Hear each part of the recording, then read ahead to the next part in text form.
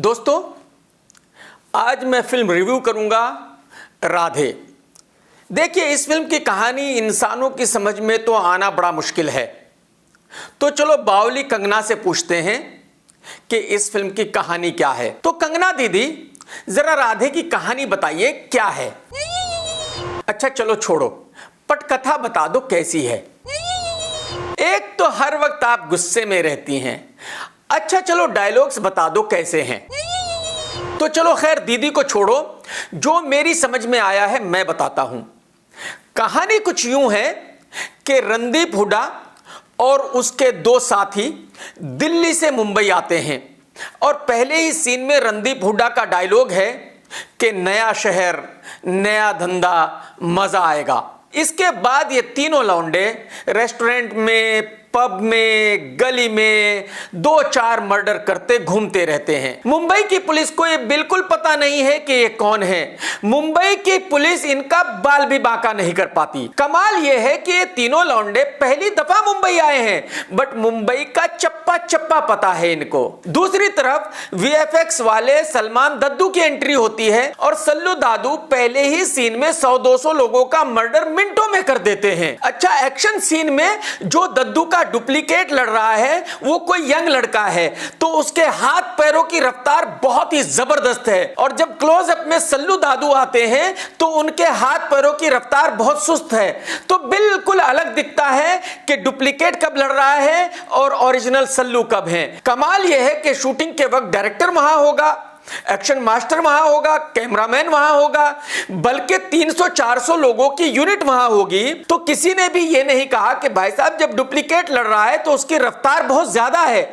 और सल्लू दादू की रफ्तार बहुत कम है, तो लोगों को पता चल जाएगा। मुझे ऐसा लगता है कि शायद सबकी समझ में यह बात आ रही होगी, बट कोई भी डर की वजह से नहीं बोल रहा होगा, क्योंकि अगर बोलेगा तो दादू उसको कहेंगे कि कल से यहां दिखना मत। अब सल्लू दादू की पोती दिशा की एंट्री होती है।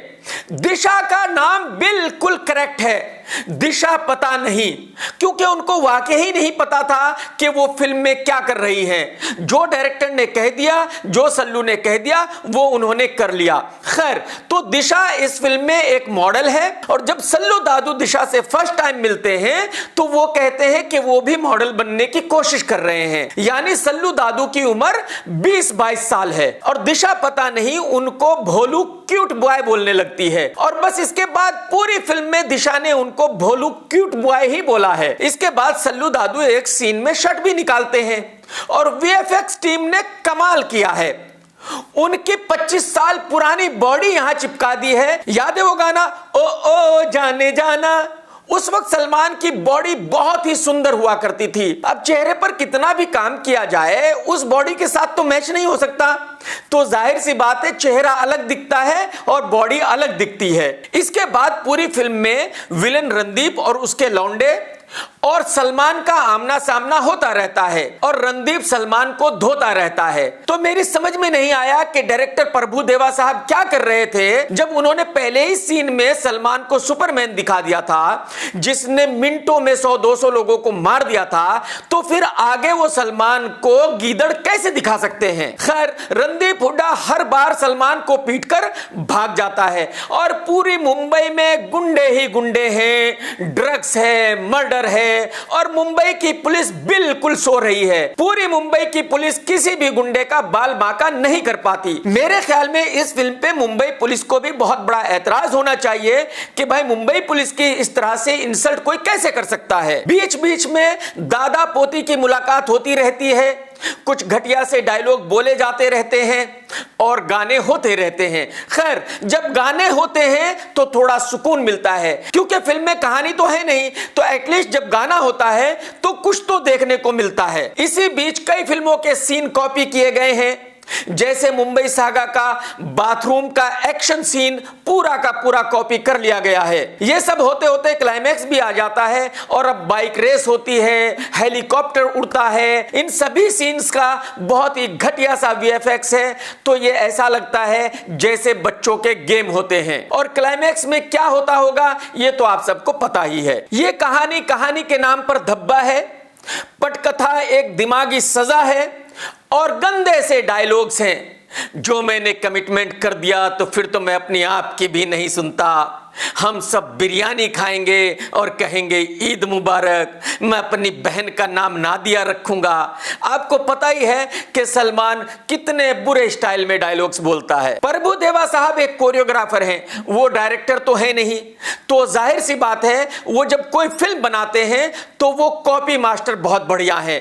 तो सलमान ने जिन जिन सीन को उनको कॉपी करने को कहा, उन्होंने वो सीन कॉपी कर दिए। प्रभु साहब दबंग 3 में भी साबित कर चुके हैं कि उनको इससे ज्यादा डायरेक्शन आता नहीं। तो जाहिर सी बात है इस फिल्म में भी उनका डायरेक्शन बहुत खराब है। आप सबको ही पता है कि वीएफएक्स वाले सलमान दादू को एक्टिंग आती नहीं है, वो हर सीन एक ही एक्सप्रेशन में करते हैं। तो जाहिर सी बात है जितने वो बुरे एक्टर हैं उतनी ही बुरी एक्टिंग उन्होंने इस फिल्म में की है। रणदीप हुड्डा और गौतम गुलाटी के पास एक्टिंग करने के लिए कुछ था नहीं। उनको पूरी फिल्म में सिर्फ एक्शन करना था, मर्डर करना था और भागना था। उन्होंने ये काम बखूबी किया है। लेकिन रणदीप हुड्डा अच्छा लगा है, वो एक बड़ा विलेन बन सकता है। बट प्रॉब्लम यह है कि रणदीप को हीरो बनने का बहुत बड़ा कीड़ा है।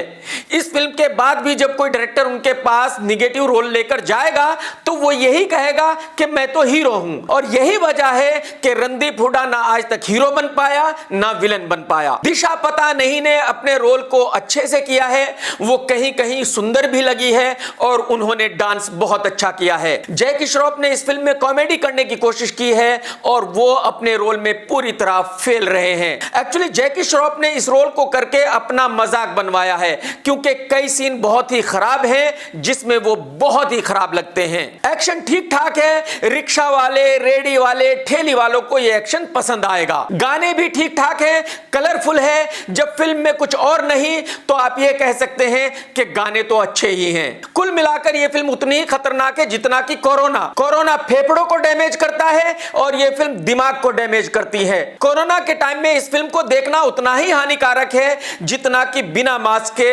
भीड़ भाड़ वाले इलाकों में घूमना। तो ऐसा करने से बाज आए और अपनी जान बचाए। So I give 1 star to this crap. Take care दोस्तों अगर आपको मेरा ये रिव्यू पसंद आया है तो लाइक जरूर करें। याद रखें लाइक जरूर करें, क्योंकि सलमान की टीम डिसलाइक करेगी तो आपको लाइक करना है। और मेरा चैनल सब्सक्राइब कर लो और वो घंटी दबा दो ताकि जैसे ही मैं नया रिव्यू डालूं आपको पता चल जाए।